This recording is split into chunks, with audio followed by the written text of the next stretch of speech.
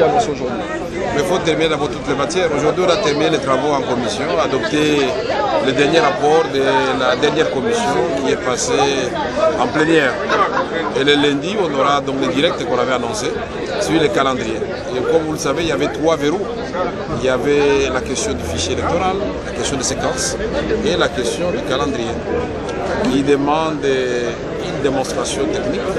Et l'opposition avait exigé que cela soit fait en direct à la télévision pour que le peuple suive et que quiconque aurait une expertise puisse, pendant ce temps, depuis hier jusqu'à lundi, aller à la CENI. Ça a été fait pour le compte de l'opposition aujourd'hui jusqu'à lundi. Nous sommes à la CENI. Et la Synco, l'Église catholique aussi, a désigné ses experts pour vérifier le travail de la CENI. Et le souci ici, c'est de comprimer le plus possible le délai pour l'organisation des élections. Mais est-ce que pour vous, ce serait possible de quitter le dialogue national sans date des élections?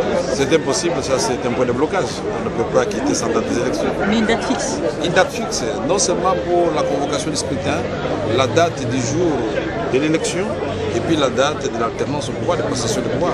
Dates. Mais qu'est-ce qui bloque encore? Qu'est-ce qui bloque encore la signature de cet accord? Qui est bloqué? Le travail n'est pas facile. C'est un travail très complexe.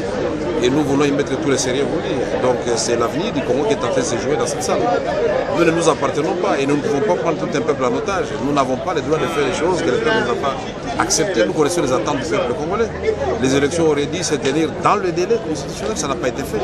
Donc le temps qu'on va accorder à la CENI, ça sera le temps nécessaire pour organiser les élections, et en particulier l'élection présidentielle. Est-ce qu'il n'est pas dangereux d'avoir une retransmission du calendrier électoral en pleine manifestation de vos collègues de l'opposition?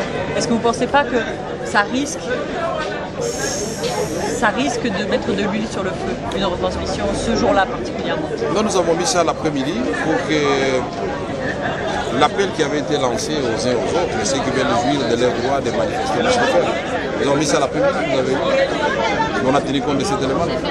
Mais quand est-ce que vous comptez clôturer avec les travaux? Ça, il faut poser la question facilitateur. Moi, je vous donne les travaux tels qu'ils se déroulent et ce qui reste à faire. Voilà. Moi, je crois que si le plan du principe, ce n'est pas mauvais, mais une question a été soulevée par plusieurs intervenants. Pendant 5 ans, le gouvernement n'a pas donné les moyens à la CENI pour organiser les élections. Et subitement, à la fin du cycle, le gouvernement dit « je peux le faire seul ». Donc voilà ce qui fait ticket. Mais le ministre Tambo a répondu à la question, il a dit « quand il y a la volonté politique, le gouvernement peut financer ». Je confirme aussi.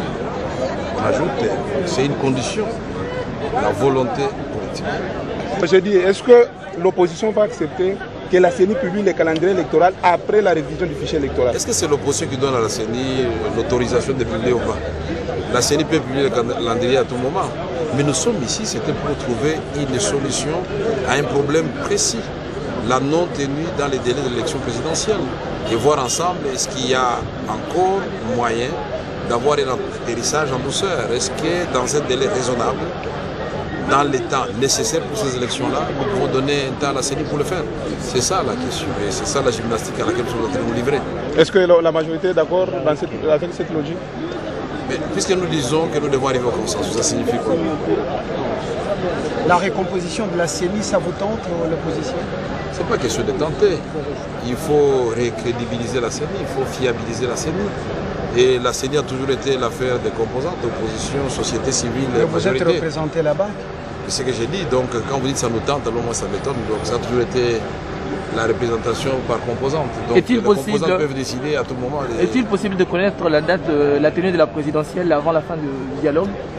Ou carrément nous avons dit que nous signerons l'accord qui va sanctionner les travaux de ce dialogue. C'est l'une des conditions. Donc nous devons, comme nous l'avons fait pour les fichiers, nous l'avons fait pour la séquence des élections, nous devons avoir une date, des dates précises pour la convocation du scrutin présidentiel, pour la tenue de l'élection et pour la passation de pouvoir. Merci.